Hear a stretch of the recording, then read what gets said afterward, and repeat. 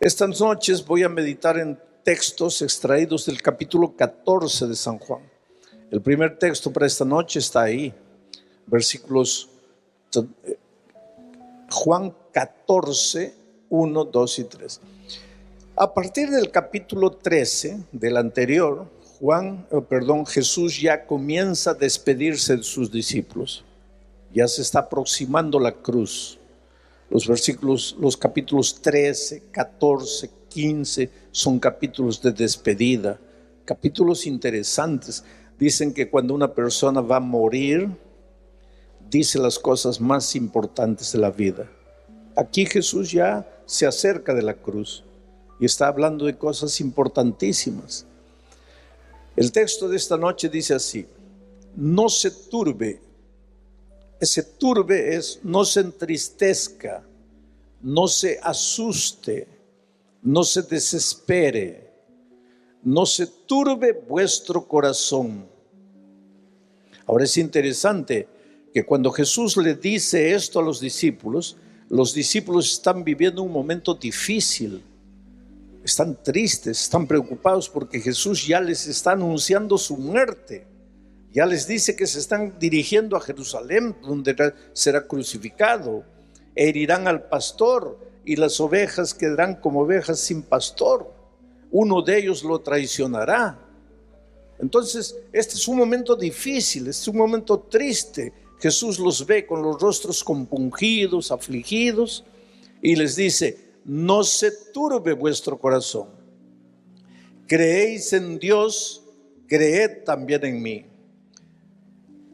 Yo no soy muy bonito, yo quisiera que no me miren a mí tanto. Miren al texto, querido. Miren al texto. Yo quiero enseñarles a mirar al texto. Después me miran a mí. Ahora miren al texto, por favor. Porque de repente yo los puedo engañar y ustedes no saben si yo los estoy engañando. Miren al texto, por favor. No se turbe vuestro corazón. Creéis en Dios, creed también en mí. En la casa de mi Padre muchas moradas hay. Si así no fuera, yo os lo hubiera dicho. Voy pues a preparar lugar para vosotros. Y si me fuere y os prepararé lugar, vendré otra vez y os tomaré a mí mismo, para que donde yo estoy, vosotros también estéis. Ese es el texto. Ahora vamos a entrar y vamos a ver qué verdades podemos sacar de este texto para nuestra experiencia hoy, aquí. La palabra clave es: no se turbe vuestro corazón, no tengas miedo. A los discípulos en el momento difícil que estaban viviendo, cuando se estaban acercando de la muerte. A ustedes y a mí. Jesús viene esta noche y dice: hijos, yo sé que la situación es difícil, pero no tengas miedo. Estaré predicando, por ejemplo, esta noche para un matrimonio que está a punto de separarse. A veces ni los hijos saben, ni los papás saben, ni los amigos saben. A veces la separación de una pareja es una sorpresa para todos, pero nadie se separa de la noche para el día. La separación es el último paso de un proceso de deterioración que ya viene años y años y finalmente se separan. Entonces de repente estoy predicando esta noche para alguien que está así, el casamiento ya está deshecho. El otro día una señora me decía: pastor, mi matrimonio no existe, nos vamos a separar. Le digo: ¿qué? Ustedes pelean mucho. Y ella dice: pastor, ojalá que peleáramos, porque si peleáramos por lo menos sería evidencia de que estamos vivos. Lo peor es que ni peleamos. Él duerme ahí, yo duermo aquí, pero no existe nada entre nosotros, no hablamos, no conversamos. Nuestro hogar está deshecho, está muerto. Y cuando uno se casa, pues se casa para toda la vida. Y cuando siente que el matrimonio se está acabando, hay desesperación, hay tristeza. Ahora viene Jesucristo esta noche y te dice: hijo, no te desesperes, no te preocupes. Tal vez me vas a decir: pero ¿cómo no me voy a preocupar si mi hijo está metido en las drogas. ¿Cómo no me voy a desesperar? Esta noche tú vas a ver cuáles son las razones que Jesús tiene para decirte no te desesperes. Pero pastor, voy a perder el empleo. Esta es la última semana de trabajo que tengo. Y tengo 55 años. ¿Dónde voy a encontrar empleo con esta edad? Y ahora viene Jesús y te dice, no te desesperes, no se turbe tu corazón. No entres en pánico, no tengas miedo. No importa el drama que vivas. Estás lleno de deudas, no sabes cómo pagar. Estás con un cáncer terminal, condenado a muerte. Mañana te van a quitar la casa porque no has pagado. Mañana te van a descubrir. Escondiste lo que pudiste esconder, pero mañana va a ser expuesto. Estás en pánico, estás desesperado. Y ahora viene Jesucristo y te dice, calma, calma. Es interesante que lo primero que Jesús quiere hacer en tu vida para que salgas del problema, del drama en que vives, es colocar paz en tu corazón. Porque cuando Él dice así, no se turbe vuestro corazón, no te desesperes, no tengas miedos, lo que está haciendo es colocar paz en tu corazón. Inclusive en este mismo capítulo 14, acuérdense, estamos estudiando el capítulo 14 de San Juan. Estamos en los versículos 1, 2 y 3. No tengas miedo, no te desesperes. Pero mira lo que dice en el versículo 27 del mismo capítulo. Quiero que coloquen ahí el versículo 27. La paz os dejo, mi paz os doy. Yo no os la doy como el mundo la da. No se turbe vuestro corazón. Repite, ni tenga miedo. Ahora es interesante que tú seguramente que ya has escuchado muchos sermones de Juan 1, 2 y 3, pero no han leído el versículo 27. Pero el versículo 27 forma parte del capítulo 14. Y ese no se turbe vuestro corazón del versículo 1 se está repitiendo en el versículo 27. No se turbe vuestro corazón. El Señor Jesucristo, mira, te digo una cosa esta noche. Todo problema tiene solución. No hay problema que no tenga solución. Ahora, esto que te estoy diciendo no es frase bonita de predicador, porque se supone que todo predicador debe decir, hermanos, todo problema tiene solución. Pero esto que te estoy diciendo es la más pura realidad, la más pura realidad. Todo problema tiene solución. Pero el primer paso para la solución es no se turbe vuestro corazón. No te desesperes, no tengas miedo, porque el miedo te va a llevar a hacer tonterías. El miedo te va a llevar a hacer locuras. Y en lugar de solucionar el problema, vas a empeorar la situación. Por eso Jesucristo viene y dice, no se turbe vuestro corazón, no tengas miedo, no te desesperes. Pero ¿cómo no me voy a desesperar? ¿Sí? Calma. Yo fui misionero entre los indios en la Amazonía de mi país, cuando era muchacho, 22 años. Fueron años lindos de mi vida. Viví 3 años en la selva con los indígenas ahí. Aprendí el idioma de ellos, comí la comida de ellos. Fueron años maravillosos de mi vida, de mi ministerio como pastor. Y en esos tiempos no habían carreteras, no habían puentes, los viajes eran a través del río.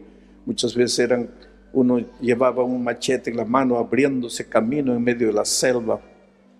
Y una vez llegué frente a una aldea llamada Maranquiari, frente a la aldea. Y yo tenía que cruzar al otro lado.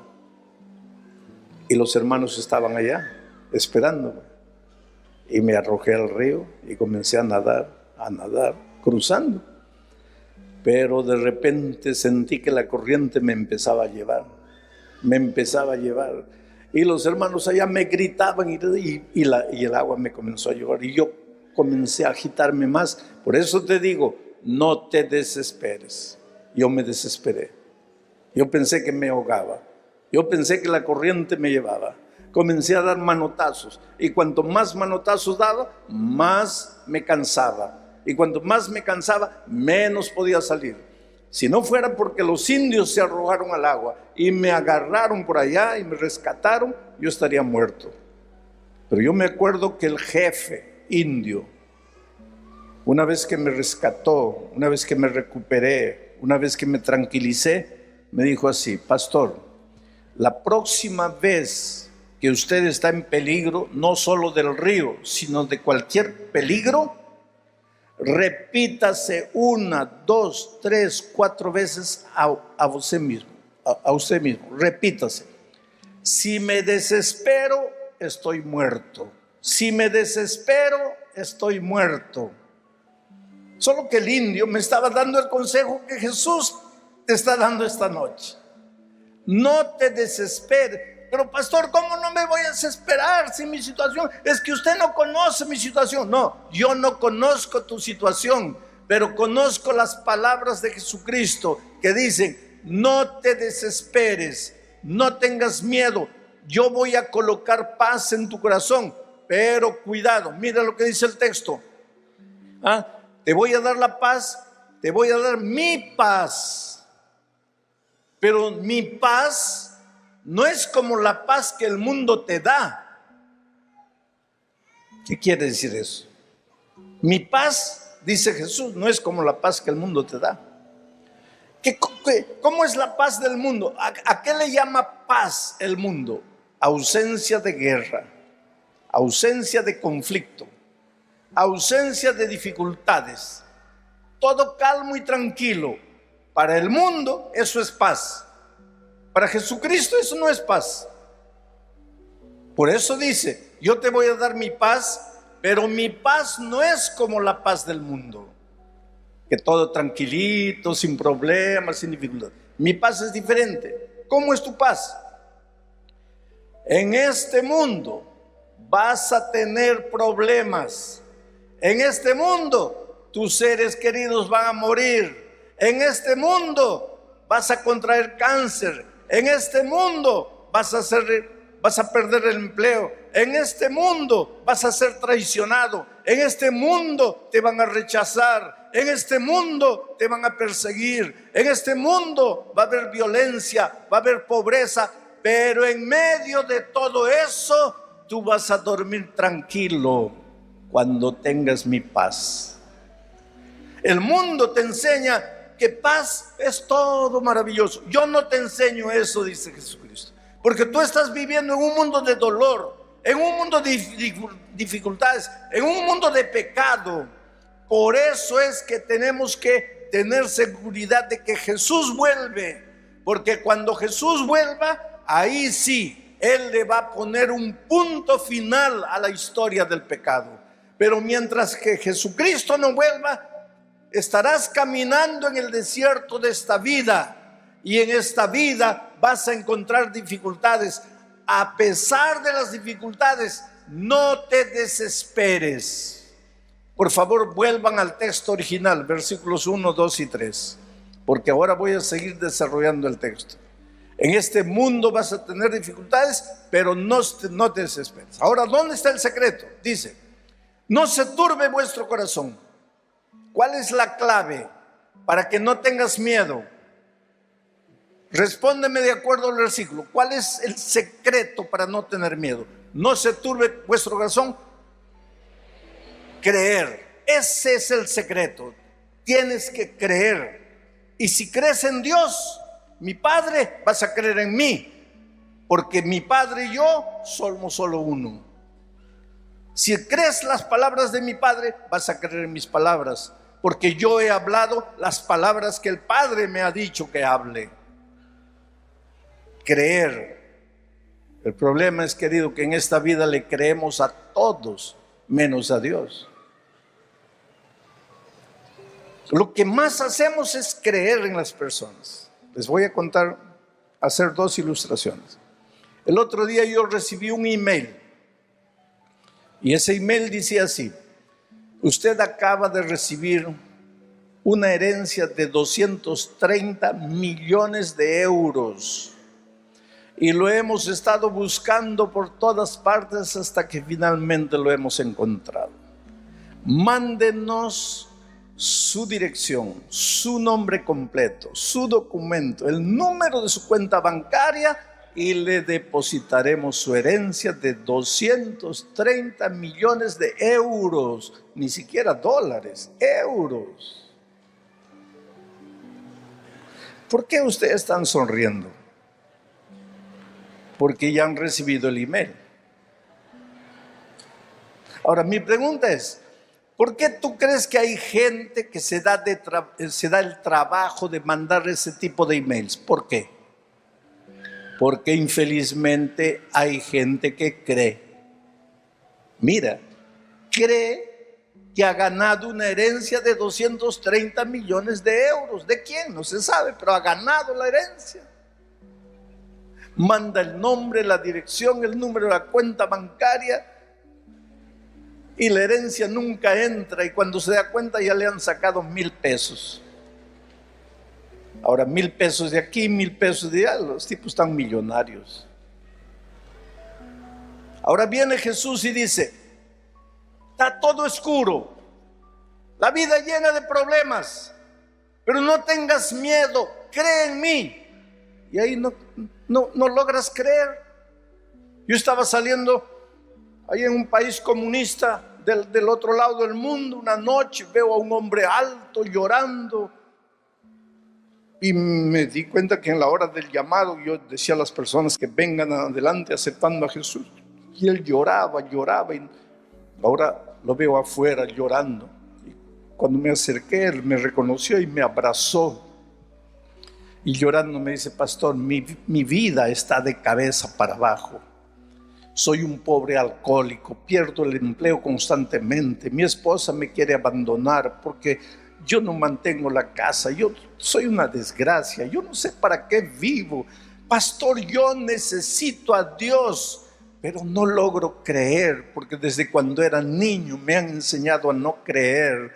Y él me abrazaba fuerte y llorando me decía: pastor, ayúdeme a creer, por favor, ayúdeme a creer. ¿Cuántos seres humanos en este mundo viven así, sabes? Tu hogar está destruido, tu vida destruida, llega la noche, no puedes dormir, te sientes vacío, loco, triste, no sabes de dónde vienes, no sabes para dónde vas. Pero cuando alguien te habla de Jesús, cuando te habla de la Biblia, no, dice esas cosas, todo es mentira. Pero sigues sufriendo, sigues vacío, sigues herido, sigues sin sentido en la vida, pero no logras creer. Pero cuando te mandan un email diciendo que has recibido 100 millones, ahí mandas inmediatamente, ahí crees. Tú entras a un avión, no conoces al piloto, no conoces a las aeromosas, no conoces al mecánico, no conoces al dueño de la empresa, no conoces a los otros pasajeros. Entras y te duermes tranquilo, feliz de la vida, de que cuando te despiertes estarás en Miami. Y si te llevan a la medianoche al Triángulo de las Bermudas y te arrojan ahí, no, pero tú crees en esa gente que nunca has visto. Ahora, cuando te presentan la Biblia, ahí las dudas aparecen en tu mente. Cuando tienes que entregarte a Jesús, ahí las dudas, ay, no sé, ¿será verdad? El otro día un pastor me dice: hable con esta señora que ya ha estudiado 5 cursos bíblicos, ya se va a volver doctora en teología, pero no se quiere bautizar, no se entrega a Jesucristo. Y me la traen a hablar conmigo.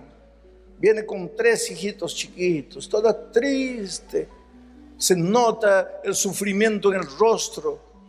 Y me dice: ay, pastor, mi vida es una tragedia, pero la única tragedia en mi vida fue casarme con un hombre mujeriego, borracho, malo, sinvergüenza. Estoy usando las palabras de ella, no, estas no son mis palabras.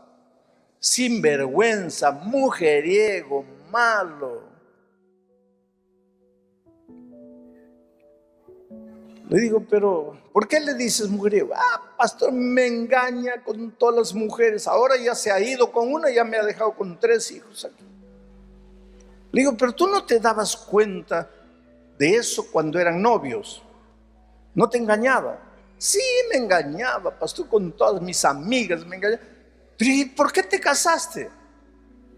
Porque él me pedía perdón y me decía que nunca más me iba a engañar. ¿Y tú le creíste? Sí, pastor, le creí. Bueno, le digo, vamos a olvidarnos de esa historia. Ahora dime, el pastor dice que ya has estudiado la Biblia y que no quieres bautizarte. ¿Por qué no quieres bautizarte? ¿Sabe lo que me dice? Ay, pastor, la Biblia es bonita, los temas me gustan, pero no sé, tengo miedo. ¿Miedo de qué?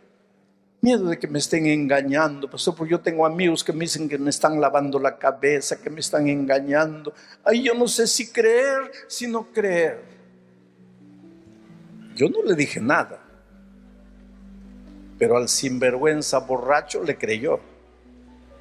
A Dios, no sé si creer, si no creer. Ahora viene Jesucristo y dice, hijo, estás en problemas.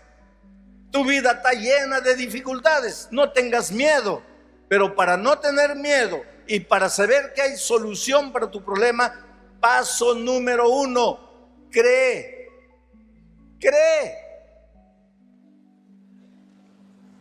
Pero la Biblia no dice que el diablo también cree, porque eso dice Santiago.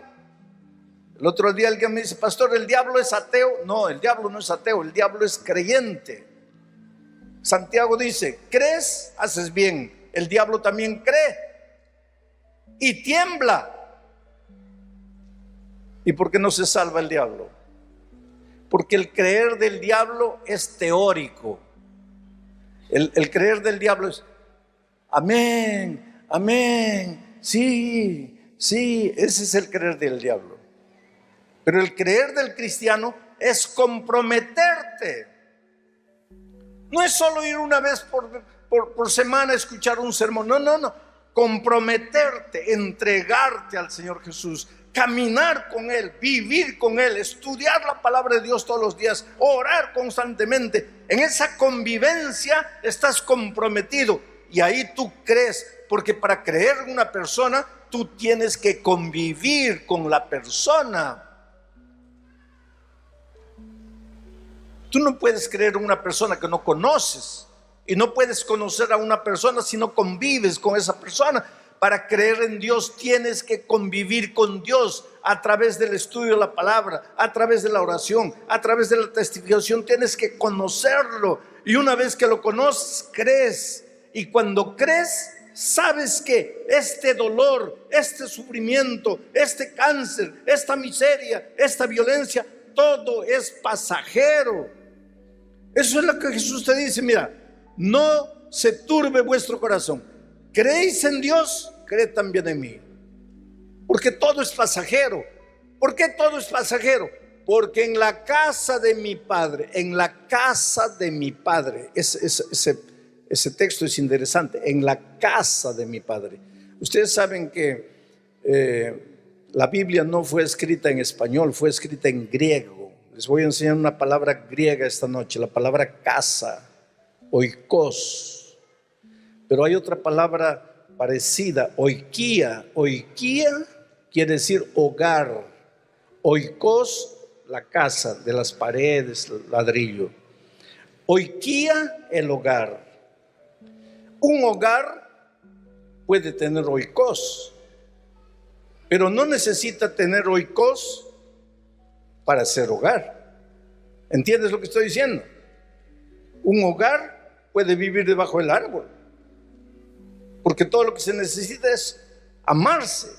Papá, mamá, hijos se aman, es un hogar. El oikos, esta es la oikía, el hogar. El oikos es la casa. Puede ser una choza, puede ser un departamento, una casa, una mansión. Eso es lo de menos. Lo importante es la oikía, el hogar. Ahora es interesante que en este texto dice, en la oiquía de mi Padre. No dice en el oikos de mi Padre. Dice en la oiquía de mi Padre, en el hogar de mi Padre. El Señor no te está hablando necesariamente de un palacio, aunque vas a tener palacio, porque dice, en la oiquía de mi Padre muchos oikos hay. Dios no te ofrece una casa, casas, mansiones, oro, plata, piedras preciosas. Pero más que todo y en primer lugar, el Señor Jesucristo ofrece una oiquía, un hogar, amor, cariño. Oh querido, esa oiquía, ese hogar, es de donde nosotros un día por causa del pecado salimos en la persona de Adán y Eva. Desde ese día hemos estado peregrinando ¿hacia dónde? A nuestra oiquía de nuevo, a nuestro hogar, a la casa de nuestro Padre. Hoy día en esta vida estamos caminando, peregrinando, un mundo de dolor, un mundo de violencia. En este mundo, mientras no lleguemos a la oiquía del Padre, pues van a morir nuestros hijos, vamos a ser injustos y de tanto sufrir nos vamos a volver insensibles, queridos. Insensibles. Vamos a perder la fe, vamos a dejar de creer. Y pensando que porque venimos a la iglesia una vez por semana ya somos cristianos, vamos a perder la autenticidad mientras estemos peregrinando. Ayer yo vi dos cosas tristes en el Brasil, pero tristes que me partieron el alma. En primer lugar, murió uno de los periodistas más famosos del Brasil. Un hombre ateo, toda su familia evangélica, creyente, él ateo. El helicóptero comenzó a fallar donde él estaba. El piloto hizo un pozo de emergencia en una de las avenidas más transitadas, pero el piloto dijo, si no aterrizo aquí, morimos, caemos. Voy a aterrizar aquí y espero que los carros me vean que estoy parando y frenen. Y todos los carros pararon, pero un camión no paró. Y se lo llevó y murió el periodista.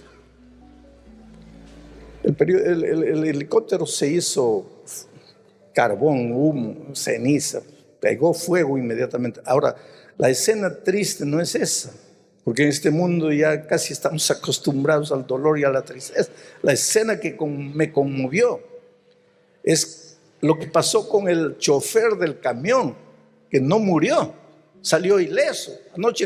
Ayer en la noche ya estaba andando, pero quedó preso y había fuego en el camión, había que sacarlo y los carros pararon, todos los carros pararon y los conductores de los vehículos salieron para ayudar. No,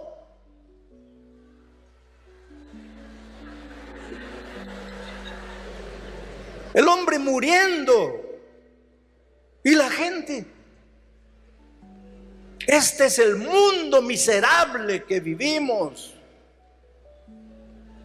Lo que me importa es tomar foto, no me importa salvar un hombre que está muriendo.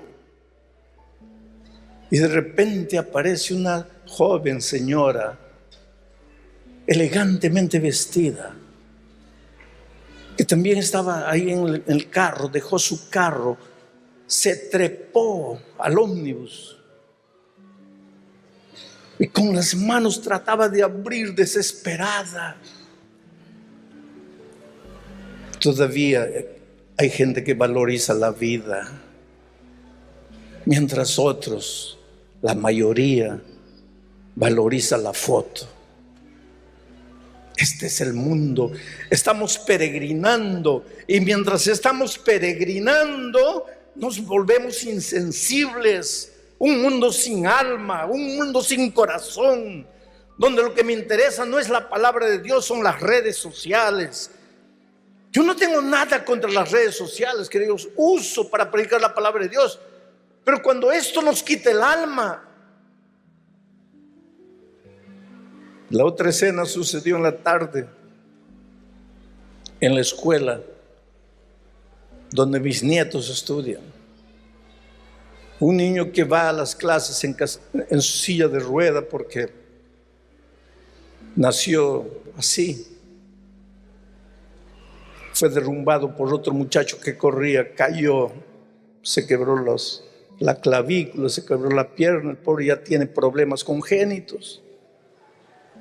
Lo mismo del camión.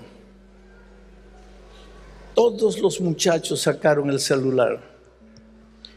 El pobre gritando de dolor en el suelo y los otros más preocupados en filmar. Y dos niños pequeñitos, 7, 8 años, tratando de levantar al muchacho. Tenemos que hacer un examen de conciencia, queridos. Nos hemos vuelto egoístas. A veces el Evangelio nos interesa porque puede resolver nuestro problema. Nos preguntamos qué es lo que Dios puede hacer por mí. No nos preguntamos qué es lo que puedo hacer yo por mi Dios. Queremos que Él nos dé bendiciones, pero no estoy dispuesto a hacer nada por Él. Por eso ese creer en Dios no es un creer intelectual, es un creer de compromisos. Decir, Señor, estoy aquí en tus manos. Si tienes que llevarme por el valle de la sombra y de la muerte, yo voy contigo, porque sé que finalmente me llevarás a aguas tranquilas y verdes pastos. Este mundo va a acabar, querido. Este mundo no va a durar. Esa promesa de Jesucristo que Él vuelve, Él se ha ido, está preparando oikos para finalmente formar parte de la oikía de Dios, de la familia de Dios. Es real. Cuando llegue la hora, el día de la venida de Cristo, Él vendrá, quieras tú o no quieras, Él va a venir. Aceptes tú o no aceptes, Él vendrá. Estés preparado o no, Él vendrá. Yo quisiera estar listo para ir con Jesús. Mi madre conoció el Evangelio cuando yo tenía 4 años.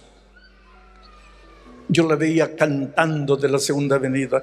Yo la veía esperando la segunda venida. Yo la veía predicando la segunda venida. Yo tenía 10 años tal vez, cuando un viernes en la tarde ya estaba listo todo para recibir el sábado. En mi casa, cuando era niño, el sábado, para mí la recepción del sábado, viernes a tarde, tiene olor de pan caliente, porque era el único momento, el único día de la semana que mi mamá preparaba pan. Y cuando terminábamos de hacer el culto de la recepción del sábado, mi mamá sacaba el pan y servía pan caliente, hecho por ella, para la cena del viernes de noche. Todo estaba listo para recibir el sábado. Y mi madre, mirando por la ventana, cantaba un himno que hasta hoy me hace llorar. Dice: en la arena están las huellas de los que pasaron ya. ¿Cuánto falta Canaán? ¿Cuánto falta Canaán?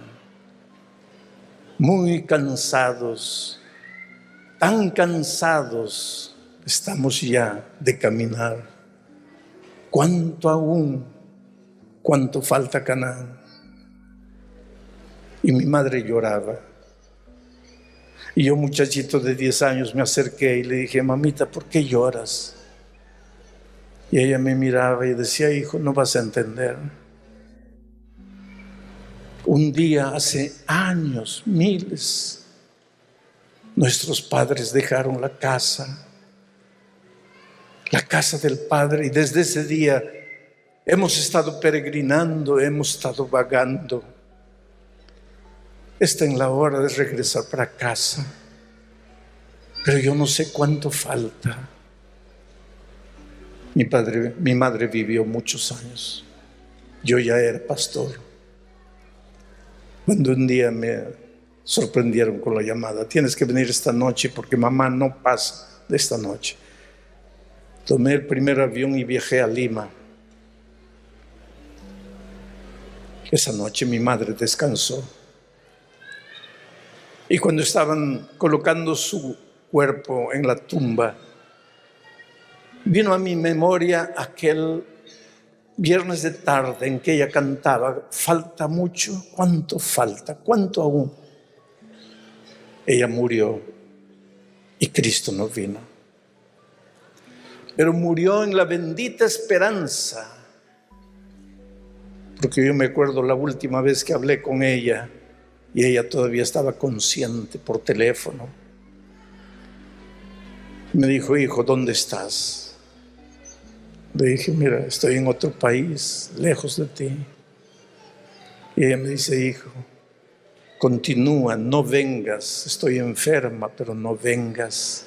Continúa predicando la palabra de Dios, porque Jesús ya está volviendo. Esa es la esperanza con que ella descansó. Oh, queridos, esta noche yo les digo una cosa. Yo sé que estás pasando por un momento difícil en tu vida, tal vez.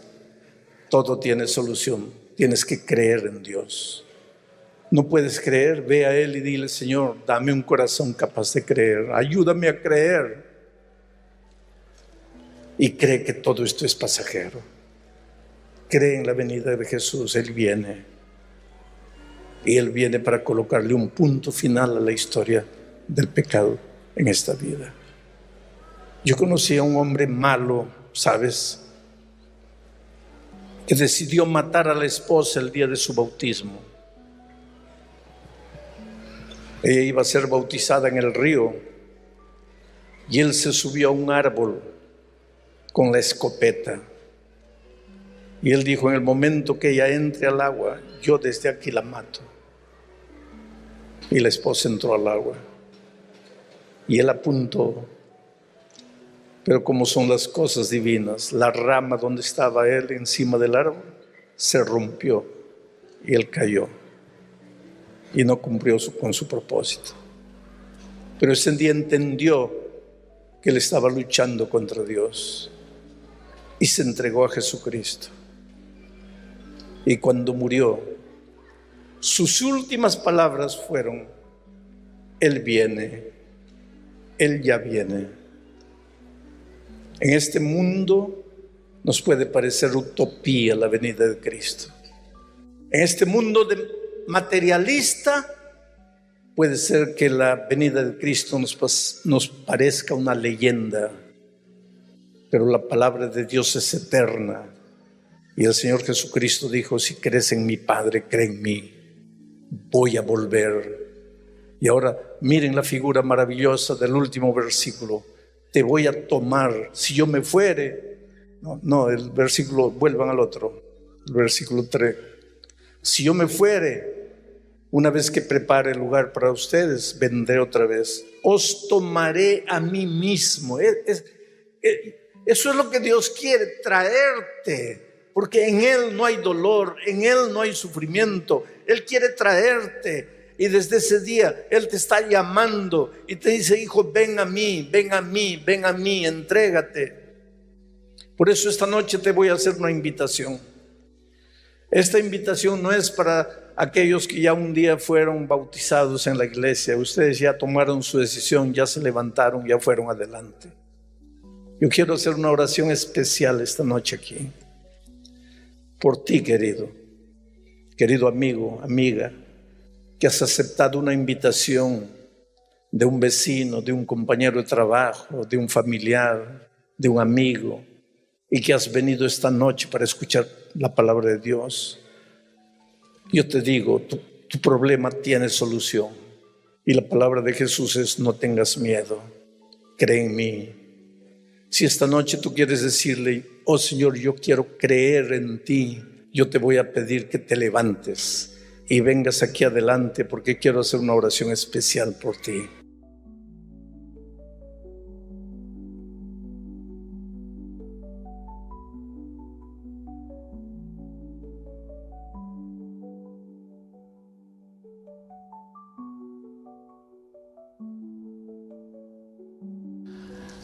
Y escribió llevándoles esperanza. Por eso el tema central de la epístola a Pedro es esperanza.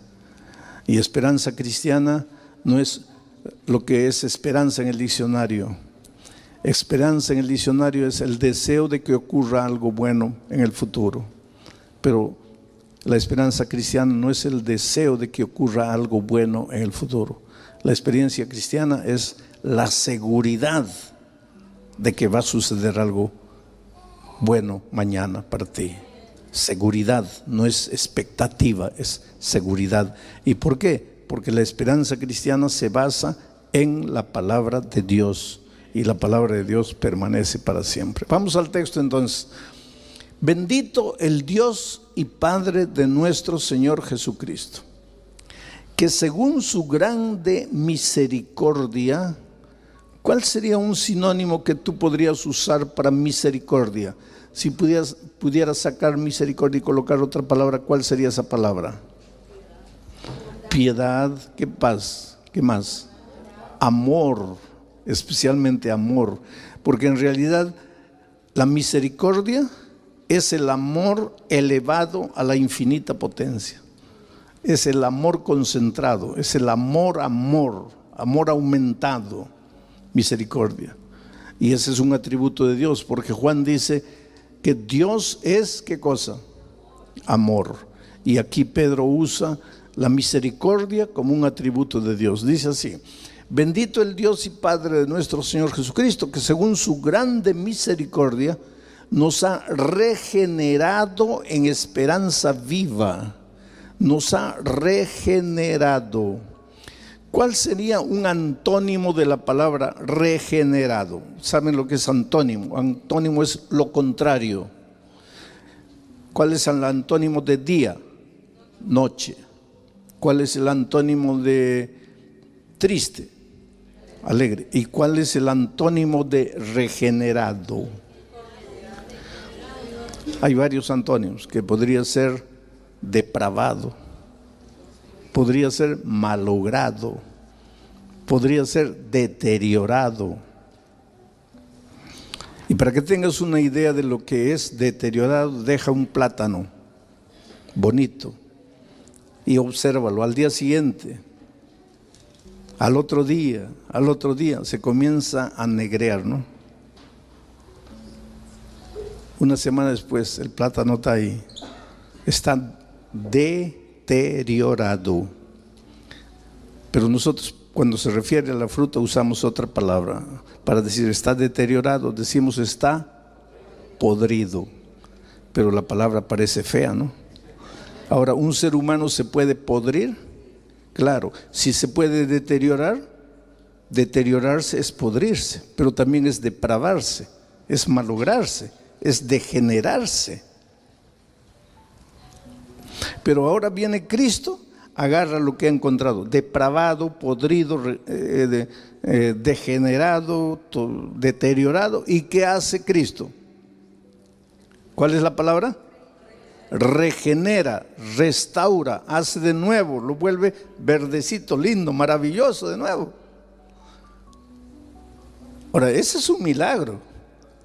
Que Jesús encuentre una persona deteriorada, degenerada, depravada, arruinada, y de eso deteriorado que ya no vale para nada, solo valdría para la basura, Jesús haga algo nuevo, maravilloso. Ese es el mensaje de Dios. ¿Y por qué lo hace? Por amor, porque te ama. Pero ¿cómo puedes amar eso que está podrido? Pero es que para Jesús nunca vas a estar podrido. Tú te puedes haber hundido en el pecado, puedes haber caído hondo. Puede llegar un momento en que tú piensas, para mí ya no hay esperanza, para mí ya no hay salida. Y yo encuentro en mi vida gente que dice, sí, pastor, ya para mí no. Yo una vez fui a visitar un amigo, amigo. Y su hijo estaba pasando por un momento difícil, lejos de la iglesia. Él me dijo, mira, yo te voy a presentar a mi hijo. Yo lo había conocido a él en el Club de Conquistadores, 13 años, bonito, jovencito, lindo. Yo hice su bautismo en un río, el bautismo de este muchacho. Pero ahora el papá me dijo que él estaba hundido en las drogas, perdido, acabado. Y me dijo, ven a cenar. Porque si yo te digo, ven a visitar a mi hijo, y mi hijo sabe que estás viniendo a visitar con él, él se va a ir, no se va a esconder, él no quiere hablar con nadie. Pero si le digo, él está viniendo a cenar, él va a estar allá. Y fui. Pero en algún momento lo llamó ya para la cena y el muchacho sale. Y yo no podía creer. Yo pensé que el papá, cuando me hablaba de su hijo, me estaba exagerando. No, que tú no tienes idea de cómo está. Y realmente, el pobre muchacho, tatuado por todos lados la cara, argolla por aquí, argolla por aquí. Y eso no sería problema. El problema es que los ojos parecía que se le salían de las cuencas. Loco, nervioso, temblaba, fruto del abuso de drogas. Deteriorado. Y por más que la palabra sea pesada para referirse a un ser humano, pero esa era la realidad, podrido, descompuesto, acabado. Pero yo quisiera presentarles hoy día a ese muchacho. Si tuviera la oportunidad, les presentaría un príncipe en el reino de Dios, porque el Espíritu de Dios lo alcanzó. Y yo cuando hablé esa noche con ese muchacho, él me decía: pastor, yo lo respeto mucho a usted. De toda mi vida en la iglesia, los recuerdos más bonitos los mantengo de usted. Cuando en los campamentos de conquistadores usted contaba historias de indios, y yo me quedaba así escuchándolo, y en mi corazón sentía el deseo de ser misionero para trabajar entre los indios. Momentos bonitos. Pero pastor, yo lo respeto, olvídese de mí. Míreme, ya para mí no hay esperanza, ya estoy perdido, pastor, acabado por completo. Y efectivamente estaba deteriorado espiritualmente. Y estaba deteriorado mentalmente, porque no decía cosa con cosa, hablaba tonterías. Estaba deteriorado físicamente. Parecía no haber esperanza para él. Pero ahora volvamos a lo que dice Pedro. Bendito, pues bendito. Oye, cuando lleguemos al reino de los cielos, la eternidad toda no será suficiente para que nosotros levantemos las manos y cantemos a Dios: bendito, bendito, bendito, bendito. Porque, como dice ese canto que ustedes cantan, ¿qué sería de mí si no me hubieras alcanzado? ¿Dónde estaría yo si no me hubieras perdonado? Bendito. Agrábense esa palabra bendito, porque ustedes van a cantar durante la eternidad: bendito, bendito, porque solo por la misericordia de Dios llegaremos al reino de los cielos. Olvídate que tienes que hacer alguna cosa para entrar al reino de los cielos. El reino de los cielos no es por merecimiento. El reino de los cielos no es para los que se han portado bien, porque para los que se han esforzado por portarse bien. Porque hay mucha gente que no ha entendido el evangelio y piensa que el reino de los cielos es para los que se han portado bien. Y yo te voy a dar un ejemplo de gente que se ha portado bien y se va a quedar.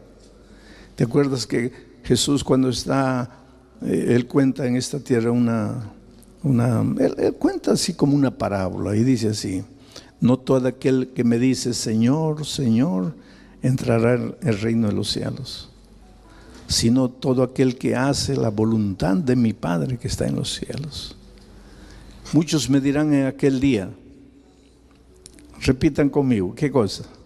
Señor, Señor, ¿no profetizamos en tu nombre? ¿En tu nombre no hicimos milagros? ¿En tu nombre no echamos demonios? Y sin embargo esa gente se va a quedar.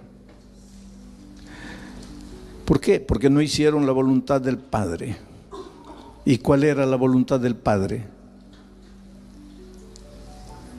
No tengan miedo aunque se equivoquen, porque hemos venido a aprender y la mejor manera de aprender es equivocarse. ¿Cuál era la voluntad del Padre que ellos no hicieron? No me digas guardar mandamientos, querido, porque estos ya estaban en un nivel más allá de guardar mandamientos. Estos ya estaban expulsando demonios, ya estaban profetizando, ya estaban haciendo milagros. O sea que Guardar mandamientos para estos ya era un nivel pasado. Ellos ya guardaban los mandamientos. Recuérdense que ellos diezmaban hasta la menta y el comino. Recuérdense que para guardar el sábado, estos, además del mandamiento cuarto, ellos tenían como unos 3,000 pequeños mandamientitos. O sea, esta gente ya había superado el nivel de guardar mandamientos, porque muchas veces nosotros pensamos, es que ellos no hacían la voluntad del Padre, porque no guardaban mandamientos. ¿Qué no guardaban mandamientos? Esa gente guardaba todos los mandamientos, ya estaban profetizando, expulsando demonios, haciendo milagros, pero no hacían la voluntad del Padre. ¿Qué voluntad del Padre? Ahí pues en el contexto tú te vas a dar cuenta. Hacer la voluntad del Padre no es esforzarte para guardar mandamientos, para andar bien en los caminos de Dios. Hacer la voluntad del Padre es reconocer que tú no puedes, que eres un pobre pecador y tienes que ir a Jesús y decirle: Señor, ¿sabes por qué vengo a ti? Porque yo no puedo.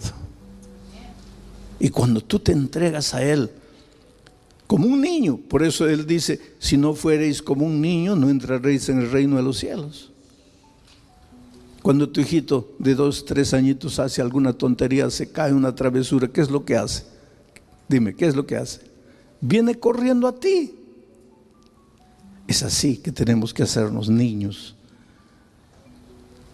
Por eso la salvación es para los pecadores. Por eso la salvación no es para el hermano que piensa que cumple todo, guarda todo, sigue todo. Ese pobrecito está perdido.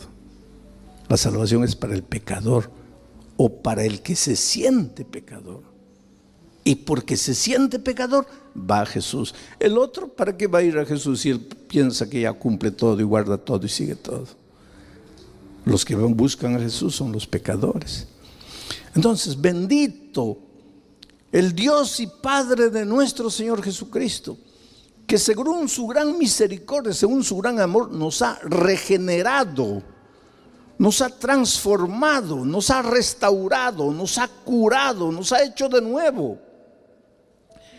Pero nos ha regenerado en esperanza viva. ¿Cuál es la esperanza viva? Para que tú entiendas de qué esperanza viva está hablando aquí, tienes que saber qué cosa es la resurrección de Jesucristo de los muertos. Esperanza viva. Él nos ha regenerado. Te ha encontrado piedra bruta, deshecho, podrido, acabado, degenerado, depravado. Palabras feas, pero palabras reales. Te ha encontrado así y por su misericordia te ha regenerado, te ha restaurado. Pero lo que eres hoy día, restaurado por Dios, no es todavía lo que vas a hacer siempre. Hay una esperanza viva. Esto que tú eres no es lo que vas a hacer todavía. Por eso Pablo dice: somos transformados de gloria en gloria. Has sido regenerado ya, pero todavía no tienes idea de hasta dónde va a ir tu regeneración, tu restauración. Porque el pecado nos ha deteriorado. Tú sabes que Adán medía 4 metros de altura. La sierva del Señor dice eso. Y Eva le llegaba al hombro, 3,80 metros. Y ahora yo con mi 1,55 metros. Estoy degenerado, estoy en el sentido espiritual depravado, podrido, acabado, mosqueado ya para la basura. Pero cuando Cristo venga y suene la trompeta, yo no sé qué es lo que va a pasar, pero la promesa es que yo voy a llegar a la estatura del varón perfecto y voy a comenzar a crecer. 4 metros de altura, ya me imagino. Es que no es solo la altura, lo que es tu carácter depravado, hipócrita, mentiroso, fingidor, va a ser el carácter de Jesucristo. Lindo carácter, bonito, maravilloso. ¿Qué es lo que aqueja tu cuerpo? Ay, me duele aquí, ay, me duele aquí, ay. Dicen que vejez es cuando todo te duele. Pero cuando Cristo venga, nada te va a doler. habrá sido restaurado. El que murió sin una pierna, cuando Cristo venga, saltará para alabar el nombre bendito Señor con 2 piernas. El que murió con cáncer, puedes en este momento recordar a un ser querido tuyo que tú lo visitaste faltando 1 día, 2 días para morir. Yo cuando fui a ver a mi madre y llegué a la 1 de la mañana a Lima, mi avión llegó y mi hermano me estaba esperando ahí y me dice, mira, yo le digo, quiero ir al hospital, porque yo había ido, porque él me llamó diciendo, mira, si quieres ver a mamá viva, ven, porque no creo que dure más. Entonces llegué al hospital y dije, al aeropuerto, le digo, quiero ir a ver. Y él me dice, no, a esta hora no te van a dejar entrar, de mañana vamos. Pero ora para que Dios la recoja, está sufriendo. Y me contó tanta cosa. Y esa noche yo llegué al hotel cansado, ya sería 2, 3 de la mañana, me arrodillé y le dije, Dios mío, mi madre fue una sierva tuya, te sirvió con amor, con cariño, llevó sus 9 hijos a tus pies, los 9 yernos, nueras a tus pies, los 40 nietos a tus pies, todo fruto de esa mujer piadosa. No la dejes sufrir, ya dale el descanso. A la mañana siguiente, a las 6, mi hermano me despierta, mira, me dice, ya no necesitas tener prisa para visitarla porque ella descansó.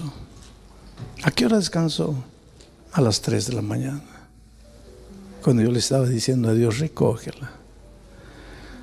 Pero hay una cosa, la última imagen de mi madre fue una imagen linda, de una viejita, ya viejita, pero linda, bonita, preocupada, llena de amor, como siempre fue.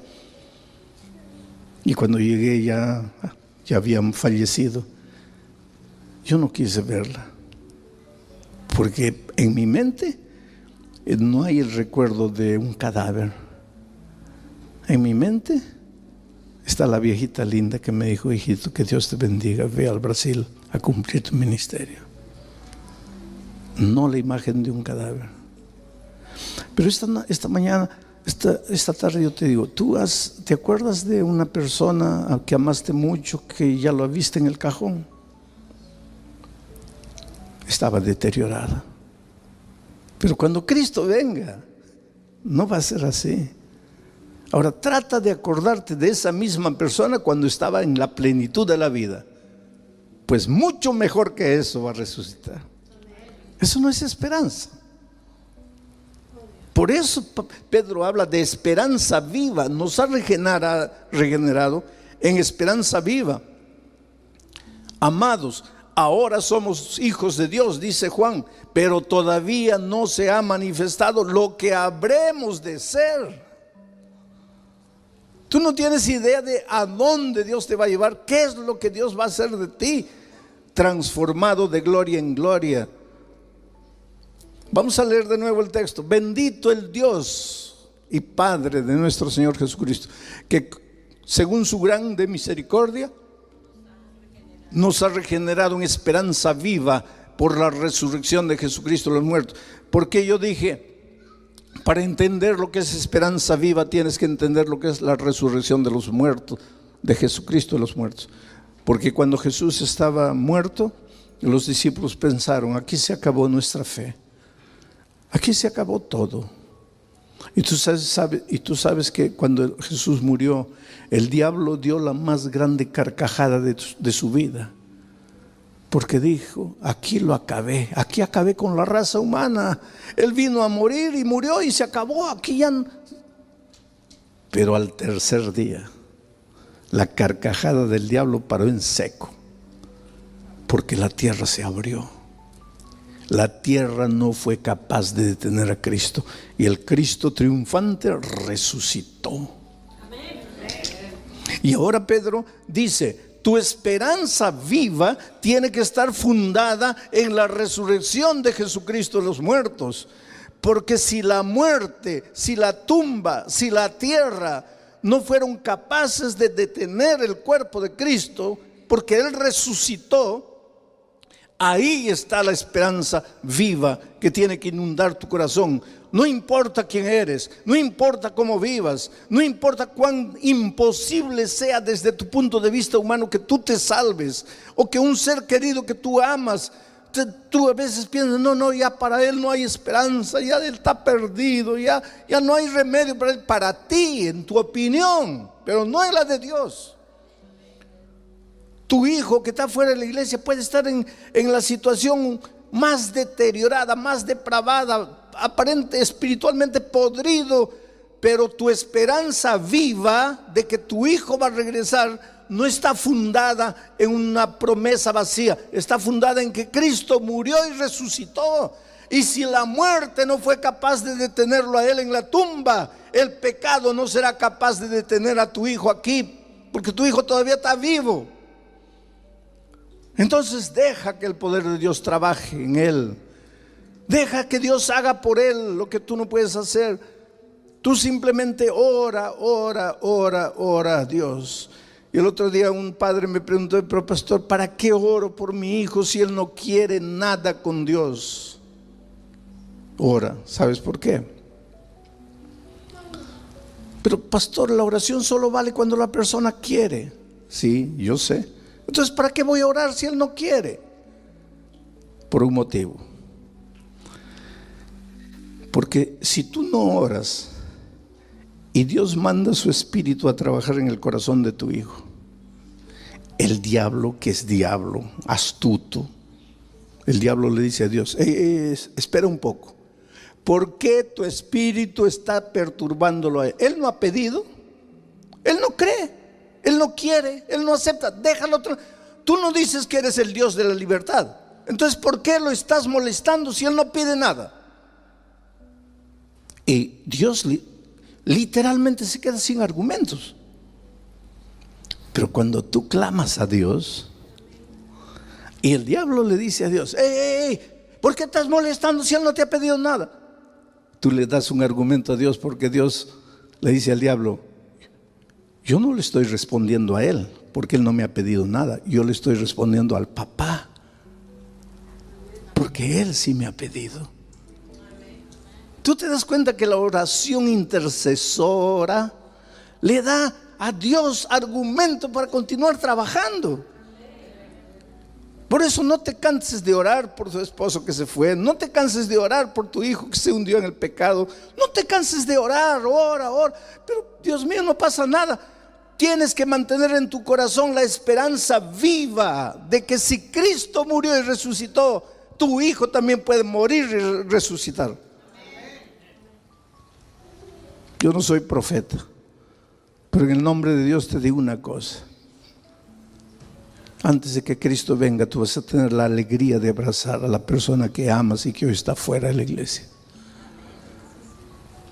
Si tú dejas que el Dios, bendito Dios Padre de nuestro Señor Jesucristo, encienda la esperanza viva en tu corazón. Bendito el Dios y Padre de nuestro Señor Jesucristo, que según su grande misericordia nos ha regenerado en esperanza viva por la resurrección de Jesucristo de los muertos. ¿Y para qué nos ha regenerado? ¿Para qué? Para darnos una herencia incorruptible y que no puede contaminarse ni marchitarse, y que está reservada para ti. ¿Dónde? Una herencia incorruptible. Tu papá te puede dejar una casa en esta tierra y tú por tus desatinos puedes acabar con la casa. Tu papá te puede dejar dinero y tú por tu ingenuidad te puedes hacer quitar el dinero por otra persona. Pero la herencia que Dios tiene para ti, nadie te la va a quitar, porque es incontaminable. Dice, es una herencia que no se puede contaminar, una herencia que no se puede marchitar, una herencia que está reservada para ti en el reino de los cielos. Pastor, ¿qué tengo que hacer para eso? Ven a Jesús, entrégale tu vida a Jesús, dile, Señor, yo no puedo. en una grande ciudad brasileña, un hombre que no era miembro de ninguna iglesia, pero un hombre rico, de mucho dinero, que tenía una cadena de tiendas de ropas, fue secuestrado. Y pidieron a sus familiares $2 millones de rescate para liberarlo.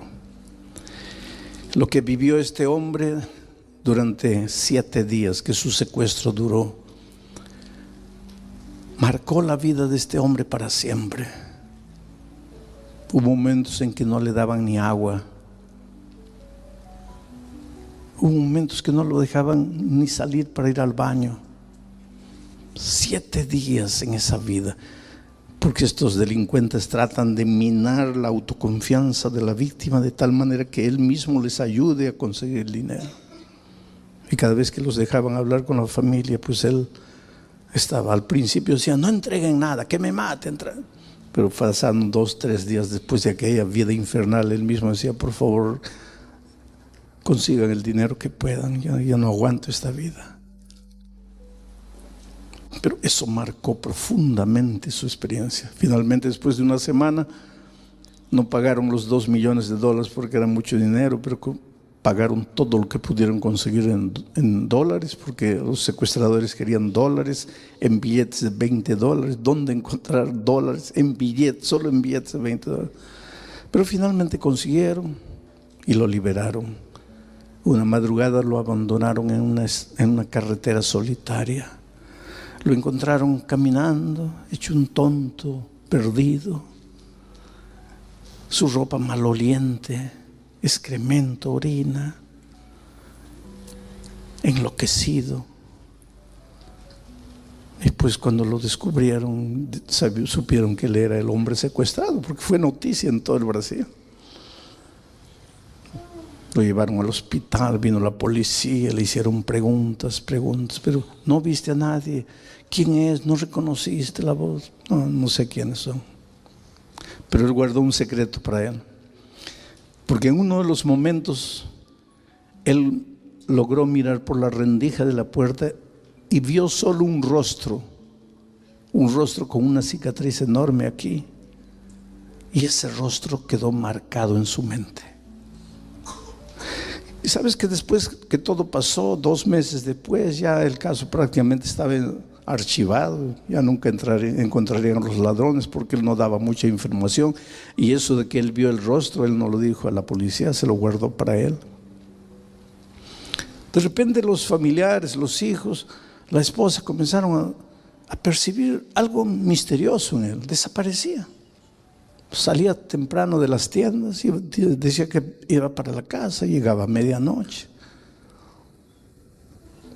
La esposa hasta pensó que podría tener otra mujer por ahí escondida, pero nadie sabía que él simplemente caminaba por la calle en la grande ciudad de Río de Janeiro. Caminaba de un lado para otro a la hora del rush, cuando la gente está saliendo de las tiendas, del movimiento, y yéndose para los barrios en el centro de la ciudad, él caminando, buscando el rostro, el único rostro que recordaba del secuestro. Un día, un mes, 6 meses, 8 meses, 1 año. Era una obsesión. Lo voy a encontrar. Tengo que encontrarlo. Un día cansado entró a un bar a tomar una cerveza y de repente en la otra mesa se le cae el vaso. En la otra mesa ve el rostro del hombre que él vio durante su secuestro. Y se escondió, volteó el rostro para que no lo conocieran. Pero cuando el hombre salió, fue atrás de él. Lo fue siguiendo. Tomó un ómnibus, él también entró al ómnibus. Tomó el tren, él también entró al tren. Bajó del tren, lo siguió hasta ver dónde entró. Y entonces dijo, ahora sí, ya descubrí dónde vive.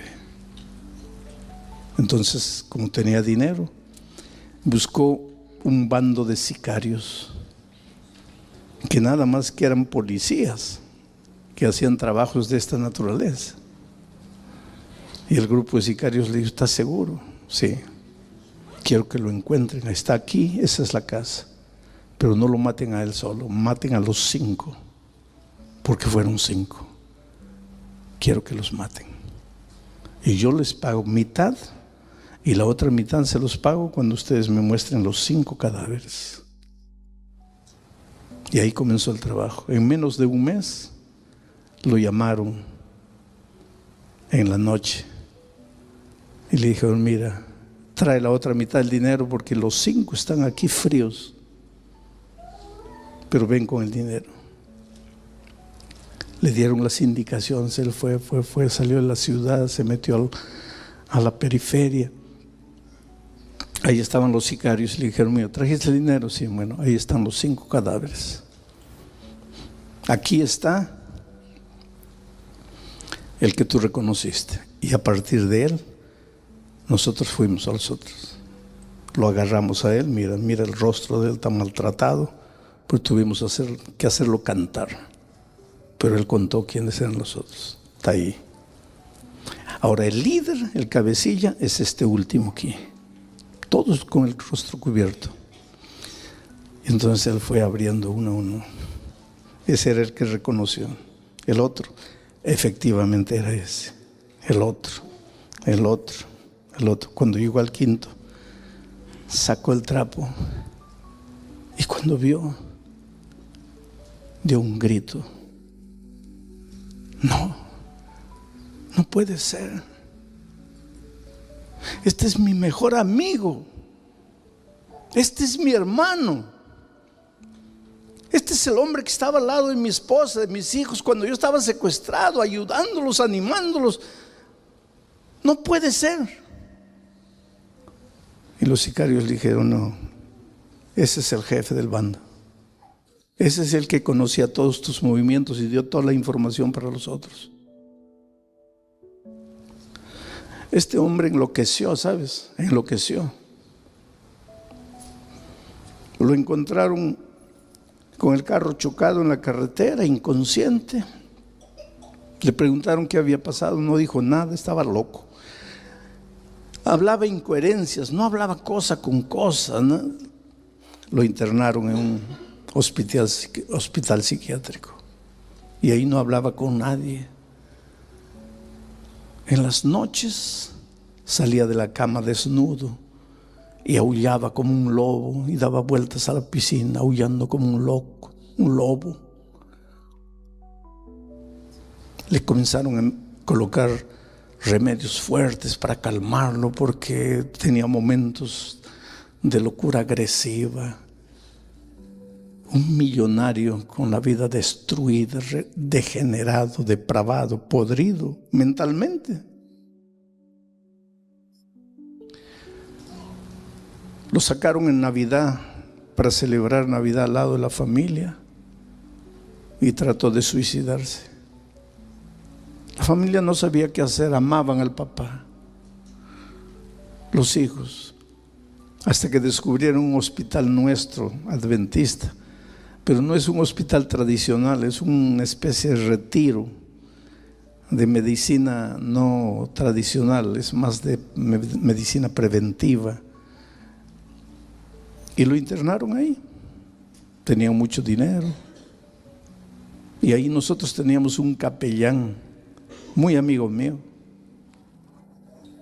Y él me dice que una noche, un día lo vio sentado debajo de un árbol, lloraba. Y el capellán se acercó y se sentó. Y él se levantó y se fue. No quería conversar, pero un día él se acercó y él no se fue. Y entonces el capellán le empezó a leer. Mira, le digo, no digas nada, solo escucha la historia que te voy a leer. Y le leyó la historia del hijo pródigo, que un día vendió todo y se fue. Y que se quedó sin nada. Y el capellán le dijo: ese sin nada no era dinero, no era comida, no era ropa. Ese sin nada era sin paz, sin alegría, sin amor. Y a medida que el capellán iba hablando, el hombre comenzaba a llorar, y entonces él pensó: Dios mío, estoy llegando a su corazón. Y fue así como todo comenzó. Y entonces un día, siempre que le contaba historias, le leyó la historia del pecado de David, cómo pecó, cómo se arrepintió, cómo Dios lo restauró, cómo llegó a ser rey, o volvió a ser rey, continuó siendo rey. Entonces él le dice: mira, préstame ese libro. Y ahora, cuando la familia venía a visitarlo, pensaron: ahora le agarró la locura de la Biblia, porque siempre que lo encontraban leyendo la Biblia, no soltaba la Biblia para nada. Y la familia pensó: bueno, ahora pues la locura se le dio por otro lado, es Biblia, Biblia, Biblia. Pero cada vez que volvían, lo encontraban diferente, lo encontraban mejor.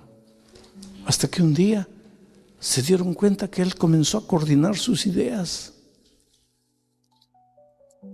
Hasta que un día el médico dijo: pueden llevarlo de aquí, él ya está sano. Trátenlo con amor, pero él está restaurado. Él llegó a la casa, reunió a la familia y les dijo: hijos, esposa, ustedes no conocen el otro lado de la vida, a donde yo llegué. Y les contó toda la historia. Yo enloquecí, y ustedes no saben por qué enloquecí. Enloquecí porque durante el secuestro yo reconocí un rostro, y pasé más de un año buscando a la persona hasta que la encontré y la seguí. Y contraté un equipo de sicarios, y ellos mataron. ¿Y saben quién era el jefe de la banda? Nuestro amigo desaparecido. No está desaparecido, está muerto. Enloquecí cuando vi que había matado a mi mejor amigo, porque él y yo nos criamos juntos en la infancia, en la juventud, y yo lo había mandado matar. Enloquecí. Pero Dios me llevó al fondo del pozo para encontrar un tesoro que nunca podría haber encontrado de otra manera. Me encontré con Jesucristo. Tuve que caer de rodillas y decir: Señor, yo no valgo, yo estoy perdido, yo estoy acabado, solo tú puedes hacer algo por mí. Y Dios me rescató. Y ahora yo quisiera compartir con ustedes este tesoro. Y sabes que logró llevar toda su familia a los pies del Señor Jesús. ¿Quién podría negar el testimonio vivo de una vida transformada? Nadie puede negar el poder de Dios cuando ve una vida transformada. Ahora, después de todo lo que dije, miren cuánta luz tiene este texto para ti. Bendito el Dios y Padre de nuestro Señor Jesucristo. Alabado sea la gloria y la honra para Él por todos los siglos y los siglos. ¿Por qué? Porque por su gran misericordia nos ha regenerado, nos ha restaurado, nos ha sacado la miseria y ha colocado en nuestro corazón la esperanza viva. ¿De qué? De que llegaremos a ser mejor de lo que un día imaginamos ser. Y nos ha dado la prueba de la resurrección de Jesucristo de los muertos. Porque si Cristo resucitó de los muertos, ¿por qué Cristo no puede hacer la misma maravilla en mi vida y en la vida de la persona que tú amas y que está lejos de Dios? Nos ha restaurado para una herencia incorruptible que no puede contaminarse ni marchitarse y que está reservada para ti en el cielo. Pastor, ¿qué tengo que hacer para tener esa esperanza viva en mi corazón? Solamente 3 cosas. Primero, reconocer que tú no puedes. Tú no puedes. No vale la pena que te esfuerces, que te domines. Tú no puedes. Segunda cosa que tienes que reconocer: Dios sí puede. Y entonces la tercera cosa: si tú no puedes, pero Dios sí puede, ven a Jesucristo. Entrégale tu vida, porque tú no puedes, pero Él sí puede. Pastor, usted no tiene idea de lo que me amarra en esta vida. No importa lo que te amarre. Dios es grande y es benigno Y si pudo resucitar a Jesús de los muertos, ¿por qué no te puede resucitar? Entonces esta noche voy a hacer una invitación. Y esta invitación no es para los hermanos bautizados, porque ustedes ya se levantaron y ya fueron adelante. Esta invitación es para ti, querido, que estás estudiando la palabra de Dios, que estás conociendo a Jesucristo. Para ti, que quieres seguir estudiando la Biblia, que quieres conocer más el Evangelio. Para ti que quieres ser restaurado, para ti que quieres que Jesús restaure la vida de una persona que tú amas. Hermanos, vamos nuevamente a la epístola de Judas. Ustedes ven, estoy en el versículo 3 y ya se nos acabó esta corta media semana. Vamos a leer el versículo 3 y el versículo 4. Amados, ayer vimos eso. Por la gran solicitud que tenía de escribiros acerca de nuestra común salvación, me ha sido necesario escribiros exhortándoos que contendáis ardientemente por la fe que ha sido una vez dada a los santos. Cuando Judas decidió escribir su libro, su carta, él tenía una cosa en mente: voy a explicar el tema de la salvación. No hay tema más sublime que el tema de la salvación, el misterio de la salvación, el misterio de la gracia. Como hombres pecadores, perdidos, podemos encontrar perdón, podemos encontrar una nueva oportunidad, podemos encontrar salvación en Cristo.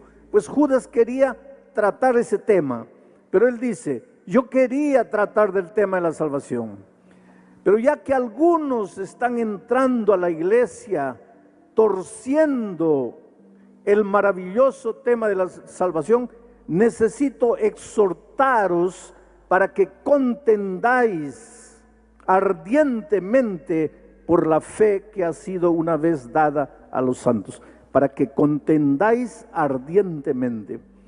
¿Sabes que hay mucha gente que toma esta orden en el sentido de que hay que pelear por el Evangelio, hay que atacar a las personas defendiendo el Evangelio, hay que agredir a las personas defendiendo el Evangelio porque lo estamos haciendo en nombre de Dios? Oh, queridos, eso es fundamentalismo.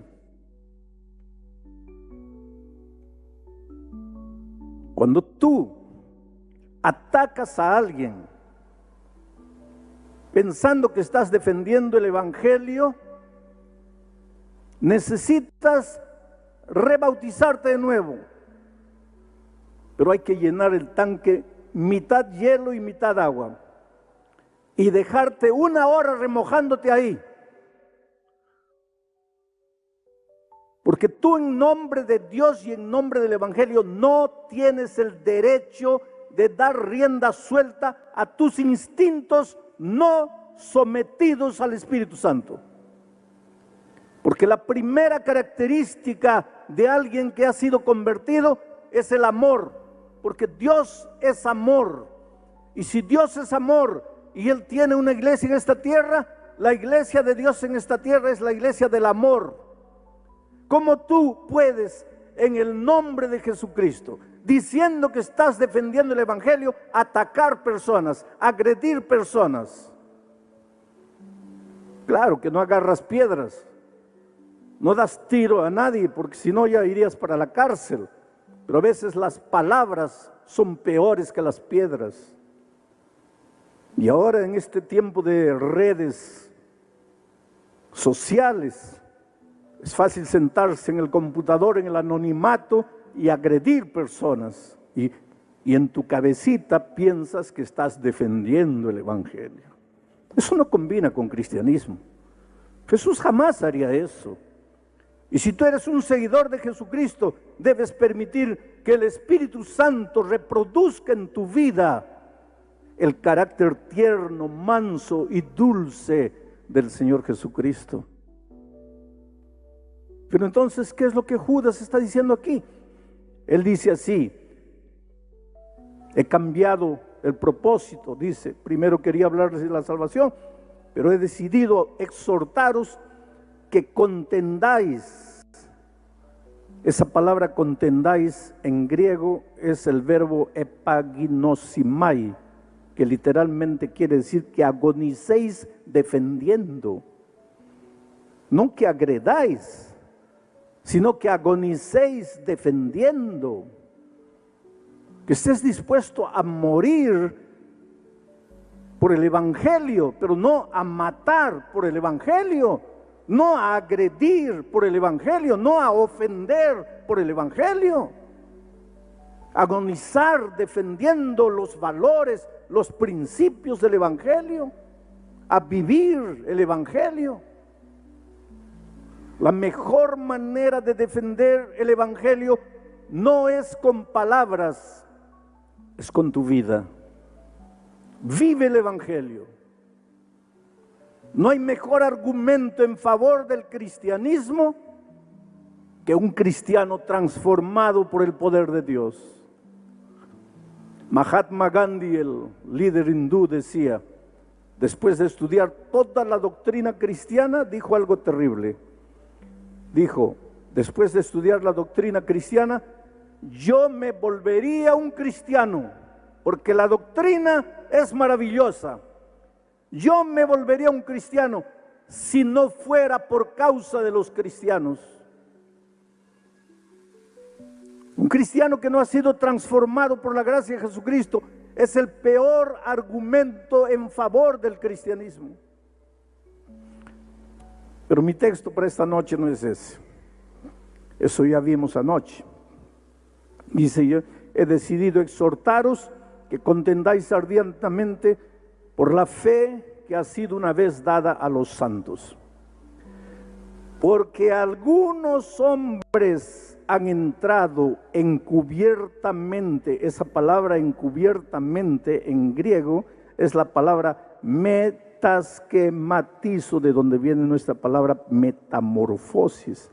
Es decir, algunos hombres han entrado, pero entran pareciendo una cosa y se van transformando, se van metamorfoseando, y después se muestran como son, pero entran de mansito, entran como que aceptan el Evangelio, pero de repente comienzan a cambiar, comienzan a metamorfosearse, entran disimuladamente, dice, porque algunos hombres han entrado encubiertamente, metamorfoseándose, y estos hombres desde antes habían sido destinados para esta condenación.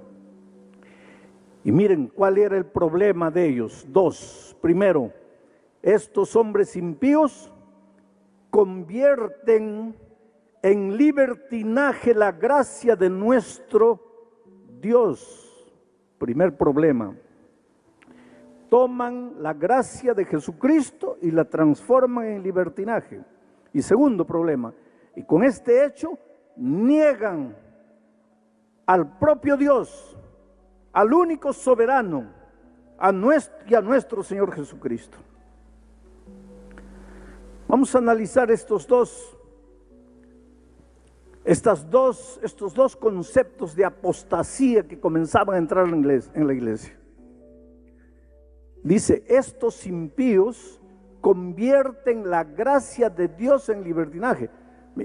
Trata de pensar lo que está diciendo Judas. Estos impíos tratan de convertir la gracia de Dios en libertinaje. Quiere decir que esta gente habla de la gracia. Esta gente predica acerca de la gracia. Esta gente enseña acerca de la gracia. Pero Judas le dice, estos impíos. ¿Cómo puede alguien que cree en la gracia ser impío?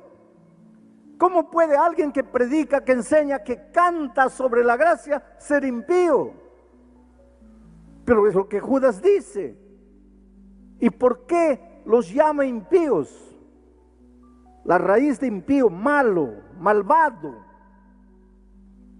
pero que entra disfrazado a las filas de la iglesia.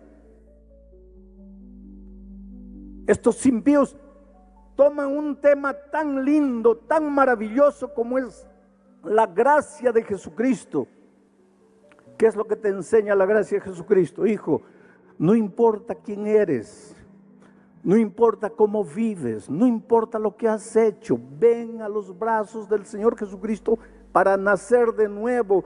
Ven para que seas transformado. Pero ¿qué hacen estos impíos? Ellos te dicen así: ven, la gracia de Jesucristo es abundante.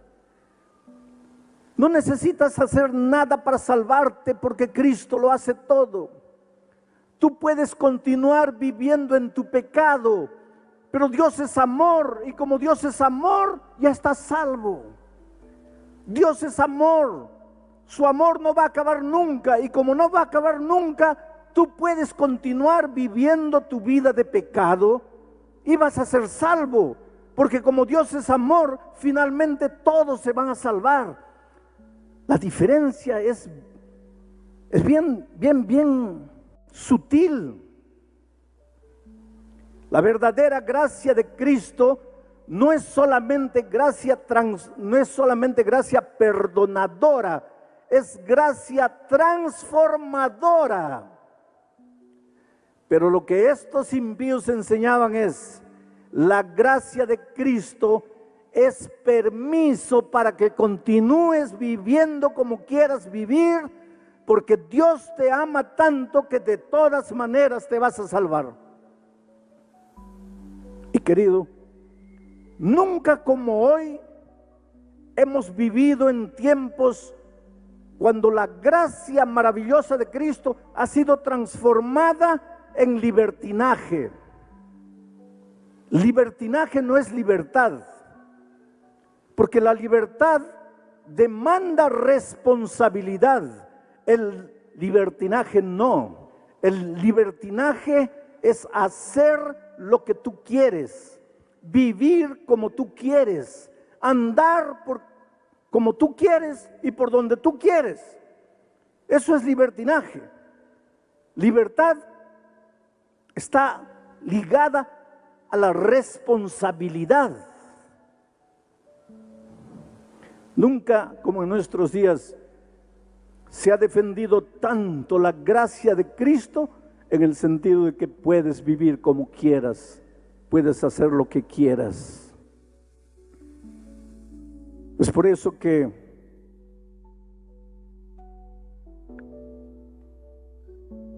un hombre que duerme con otro hombre y no quiere abandonar el camino del pecado,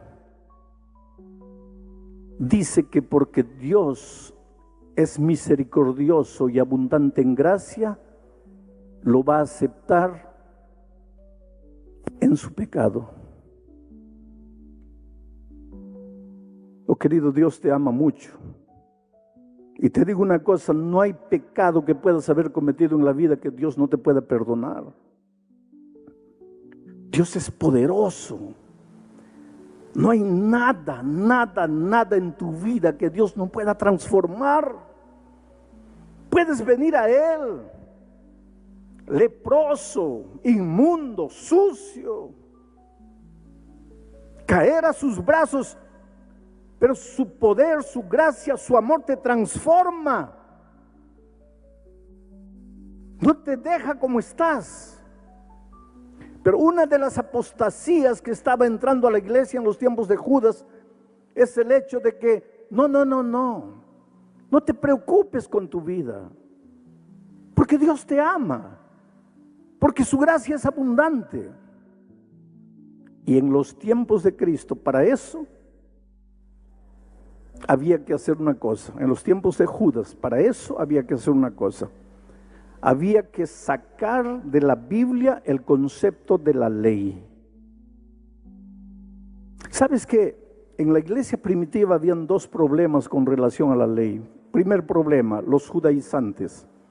Los judaizantes enseñaban que tenías que guardar la ley para salvarte. Un error, una apostasía. Saca de tu cabecita la idea de que tienes que guardar mandamientos para salvarte, querido. Saca de tu cabeza la idea de que tienes que cumplir la ley al pie de la letra para salvarte, Porque si tienes que cumplir la ley para salvarte, entonces la salvación no es por gracia, es por obras. La justicia no es de Cristo, es tu justicia humana, trapo de inmundicia. Pero los judaizantes en la iglesia primitiva venían y enseñaban, decían, no, hay que cumplir la ley al pie de la letra para salvarse. Pablo fue un defensor de la gracia de Cristo. Pablo se levanta como el apóstol de la gracia para decir, no necesitas hacer nada para salvarte, solo tienes que creer, solo tienes que aceptar, solo tienes que rendirte, solo tienes que entregarte. La salvación no es por lo que haces, no es porque te portas bien, no es porque cumples mandamientos, no es porque cumples la ley. La salvación es únicamente por la gracia de Cristo. Pero entonces aparece el otro ramo y dice así, somos salvos únicamente por la gracia de Cristo, ya no necesitamos ley. La ley fue ya para el tiempo del Antiguo Testamento. Hoy en el Nuevo Testamento ya no necesitamos ley porque somos salvos por la gracia de Cristo. Pero que te digo una cosa esta noche. Somos salvos únicamente por la gracia de Cristo. Esa es una de las verdades más cristalinas de la Biblia. Pero porque somos salvos por la gracia de Cristo, la ley no deja de existir. Inclusive porque el apóstol Juan, aquí en Juan, capítulo 3, versículo 4, mira lo que dice. Todo aquel que comete pecado, infringe también la ley, porque el pecado es la infracción de la ley. Ahora, si después de Cristo ya no existe ley, ya no existe pecado, porque el pecado es la infracción de la ley. Y si ya no existe pecado, ¿para qué gracia? Ya no tiene sentido la gracia. La gracia tiene sentido porque existe pecado. Y el pecado existe porque existe la ley. Porque el pecado es la transgresión de la ley. Ahora, Juan no dice que te vas a salvar guardando la ley. En absoluto. La salvación es únicamente por la gracia de Cristo. Pero la ley continúa en vigencia. No tengas miedo de la ley. Si esta noche viniera Jesucristo y te preguntara, hijo, ¿me amas? ¿Cuál sería tu respuesta? Sí, Señor, tú sabes que te amo. Y entonces Él te diría, entonces, si me amáis, guardad mis mandamientos. Él no te está diciendo, para que te salves, guarda mis mandamientos. Él dice, si me amas, guarda mis mandamientos. La obediencia no es un requisito de salvación, porque la salvación es por gracia. La obediencia es una expresión de amor. No te atrevas a decir que amas a Dios si quieres continuar andando en tus propios caminos. No te atrevas a decir que Jesús es lo más lindo que sucedió en tu vida si no estás dispuesto a obedecerle. Oh querido, Dios te ama. ¿Sabes por qué Dios no aprueba el pecado? Y hay una cosa que tenemos que entender esta noche. Una cosa es el pecado y otra cosa es el pecador. Voy a repetir, una cosa es el pecado y otra cosa es el pecador. Jamás queriendo combatir el pecado, combatas al pecador. Jamás queriendo reprobar al pecado, repruebes al pecador. El pecado es lo más sucio, lo más inmoral y lo más opuesto al carácter de Dios. Pero el pecador es el ser más precioso a los ojos de Dios. No golpees al pecador queriendo golpear al pecado. Y te voy a decir algo más. Cuando Cristo venga por segunda vez, viene a destruir al pecado. viene a colocar un punto final al pecado. No viene a destruir a los seres humanos. Pero pastor, ¿los pecadores no serán destruidos? Te voy a explicar. ¿Quién es el pecador? El que se agarra al pecado. ¿Qué es el pecado? La transgresión de la ley. Pecador es todo aquel que está agarrado al pecado. Y ya vimos la primera noche que la Biblia es un libro de llamado. Dios te llama. ¿De dónde te llama? De aquí, del territorio del pecado. Te llama para el territorio de la vida. Ven, ven, ven. Venid a mí todos los que estáis trabajados y cansados. ¿Cansado de qué? Cansado de luchar, luchar sin poder. Cansado de intentar sin alcanzar. Cansado de sufrir. Ven, ven, ven. El Evangelio es la buena noticia de que hay solución para tu vida. Sal, sal del territorio del pecado. Ven. Dios no te puede tomar por la fuerza y arrancar del territorio del pecado. Tú tienes que querer.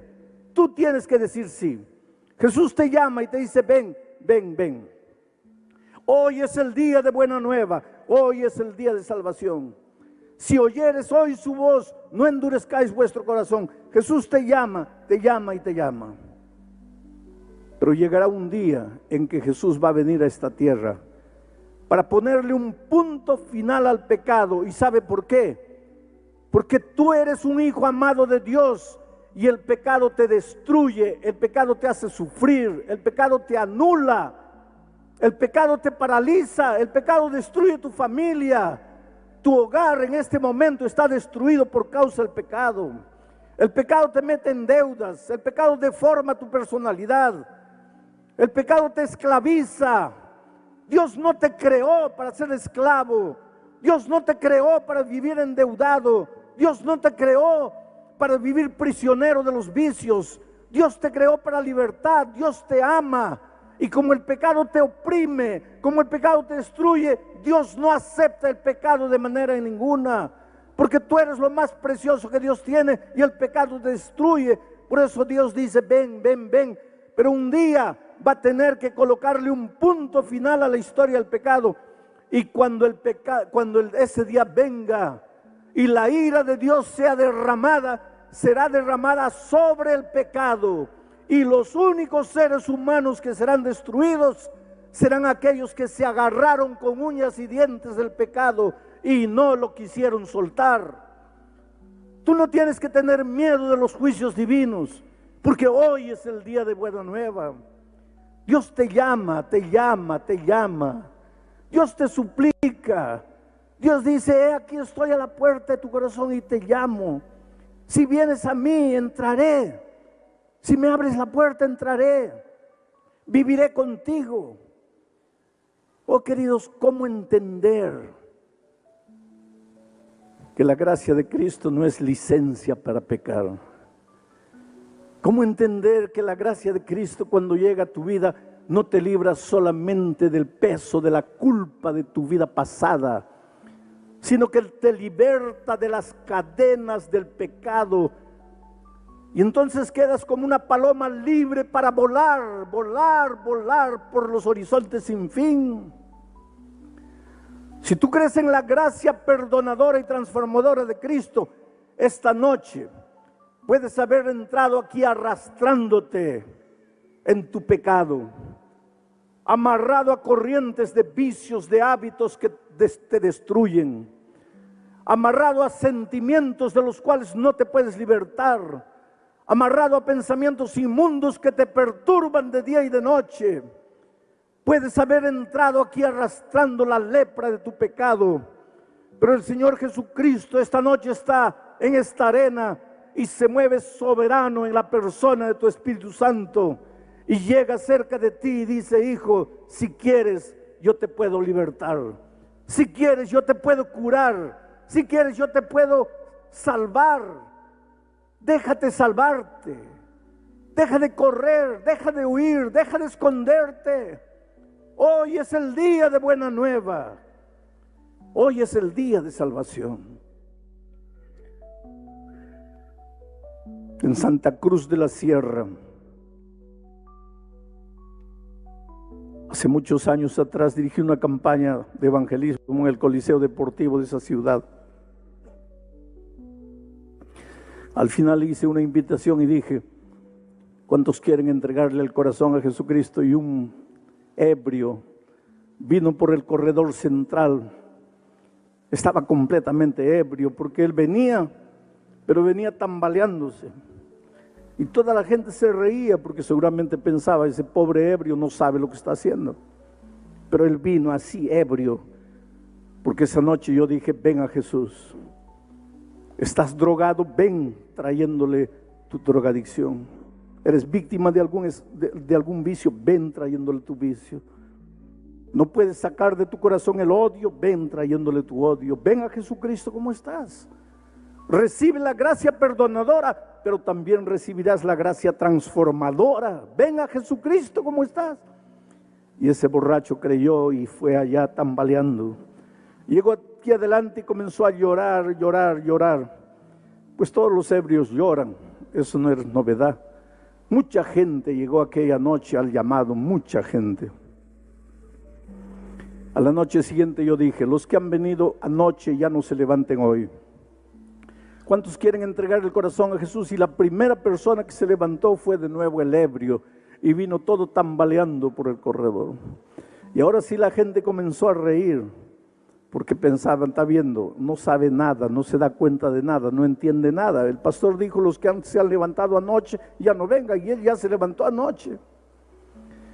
La tercera noche dije: ¿cuántos quieren aceptar a Jesús esta noche? Los que se han levantado las otras noches no vengan. Y pensé: el ebrio se va a levantar, pero el ebrio no apareció. No apareció la cuarta noche, ni la quinta, ni la sexta noche. La penúltima noche apareció. Yo dije: ¿cuántos quieren aceptar el bautismo para nacer de nuevo en Cristo Jesús? Y la primera persona que vino delante fue un hombre, pantalón jeans, camisa blanca, bien bañado. No parecía el ebrio, porque el ebrio era un pordiosero, sucio, inmundo, barba larga, cabello largo, olía mal. Yo me di cuenta porque las personas llegaban a su lado y se apartaban, no podían soportar el olor. Pero ahora estaba bien bañado, se notaba que se había echado gel en el cabello. Y aquí adelante lloraba y lloraba y lloraba. Yo le dije: creo que te conozco. Y él dijo: sí, pastor, el borracho, el ebrio soy yo. Pero ya no estaba ebrio. Esa noche fui al camarín y cuando ya salía para el hotel, lo encontré en el corredor llorando. Le pregunté: ¿por qué lloras? Y él me dijo: mire, es que yo quería bautizarme esta noche, pero los hermanos no quieren. ¿Y por qué no quieren? Porque dice que yo al comienzo de la semana estaba borracho y ¿cómo me voy a bautizar ahora? Me han pedido que espere un poco. Y está bien, pastor, yo voy a esperar.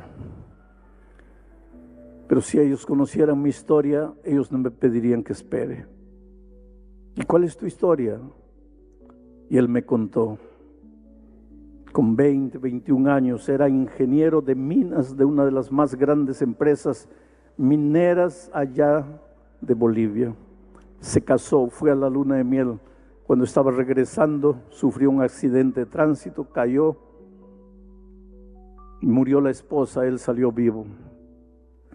Y él contándome la historia lloraba y decía: pastor, yo maté a mi esposa, una joven de 20 años, en la flor de la vida. Le dije: no, me estás diciendo que fue un accidente. Sí, pastor, pero quien tenía que morir era yo, quien estaba manejando el carro era yo. ¿Por qué salí vivo? ¿Por qué ella murió? Y él me dice: en ese tiempo yo no conocía a Jesucristo. Yo, querido, yo te pregunto, cuando el dolor de esta vida llega, porque el dolor llega, a veces el dolor de esta vida te golpea aquí en el hígado, te deja sin poder respirar. Cuando un hijo muere, cuando pierdes el empleo, cuando te dicen que estás con cáncer, cuando te dan solo 2 meses de vida. Cuando el dolor te llega, y si tú no tienes a Cristo, ¿qué haces? Pues él me dijo, pastor, en ese tiempo yo no tenía a Jesús.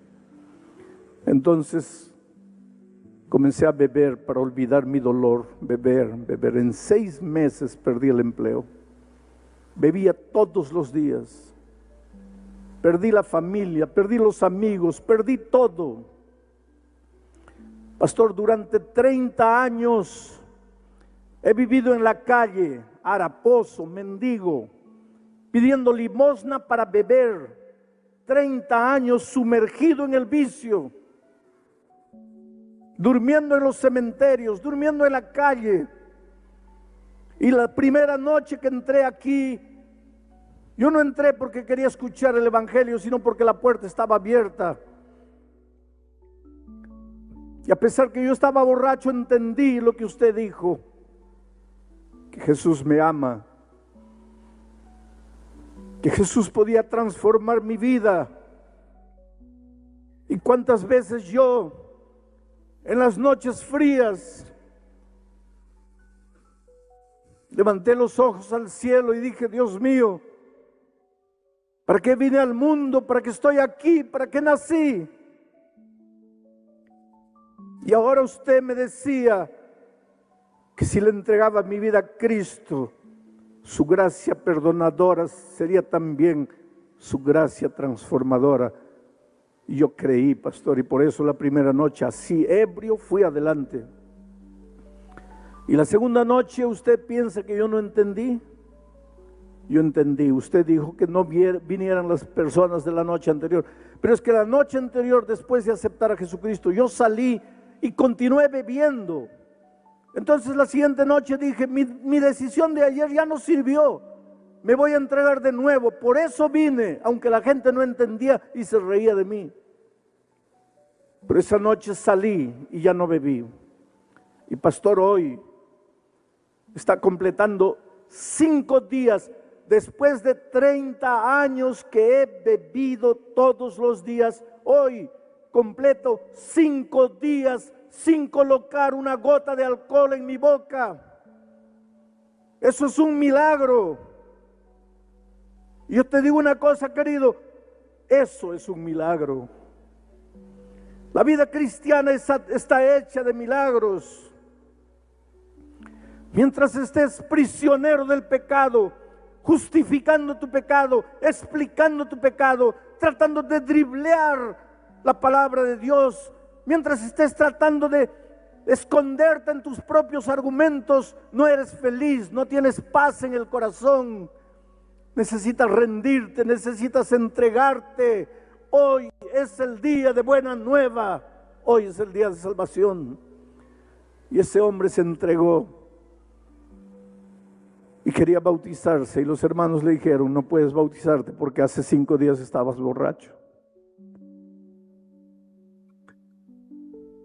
Había un hermano que estaba al lado escuchando todo y se acercó y lo abrazó emocionado y le dijo, hermano, perdóname, soy yo el que dije que no podías bautizarte, pero es que yo no conocía tu historia.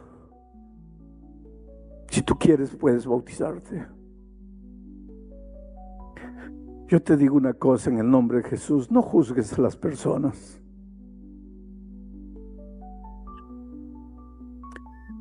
Tú sabes que ninguna mujer nace prostituta. La vida la hace así. Nadie nace drogadicto, la vida lo hace así. No juzgues a nadie. Qué Dios maravilloso que no te juzga a ti, que te acepta como eres. Pero no te acepta para pasarte la mano y decirte, hijito, sigue pecando que yo te amo. No. Te acepta y te dice, hijo, viviendo la vida que estás viviendo no eres feliz. Entonces yo te acepto para transformarte, para hacerte un hombre nuevo, una mujer nueva, para que pares de vivir los tormentos, las lavaredas de infierno que tu conciencia te hace vivir durante las noches. Aquel hermano lo abrazó y le dijo, si quieres puedes bautizarte. Pasaron 5 años. El último año que estaba trabajando antes de jubilarme, volví a Santa Cruz de la Sierra, prediqué en el mismo Coliseo Deportivo. El pastor me recogió en el hotel, me llevó al Coliseo y cuando estábamos llegando vi a un hombre de chaleco fosforescente con un radio en la mano, con una linterna en la otra, corriendo de un lado para otro, dando instrucciones para que abran la puerta, que cierren la puerta, que organicen allá. Era el coordinador de todos los recepcionistas. Y el pastor me dice, ¿se acuerda de él? No, ese es el ebrio que se levantó 5 años atrás. Ahora transformado, ahora un príncipe en el reino de Dios. Oh querido, yo te digo, tú no tienes idea de a dónde Dios te va a llevar. Anoche entró a este auditorio un hombre con la vida destruida, hogar destruido, el peso de la conciencia golpeándolo. Ayer en la noche salía llorando de este auditorio y abrazó a un pastor y le dijo, yo creo en la palabra de Dios porque yo entré uno y estoy saliendo otro. Porque así son las cosas en el reino de Dios. Tú vienes a Él como eres, andrajoso como el hijo pródigo, oliendo a estiércol de puerco, cubierto de trapos de inmundicia. El Padre en su amor te recibe, pero no para dejarte vistiendo trapos de inmundicia. Él te baña, Él te da su manto de justicia divina. Él te hace hijo de nuevo en el reino de Dios. Y no importa lo que has hecho con tu vida. Nunca digas, Dios mío, ¿qué hice con mi vida? Pregúntate, Dios mío, ¿qué haré con mi vida a partir de hoy? Porque hoy es el día de buena nueva. Hoy es el día de salvación. Las 2 noches anteriores ustedes se han levantado aceptando a Jesucristo como su Salvador. Esta noche voy a hacer otra invitación. Si tú quieres prepararte para el bautismo y sellar tu pacto de amor con Dios un día, yo te voy a pedir que te levantes y vengas diciendo al Señor Jesús, yo quiero nacer del agua y del Espíritu.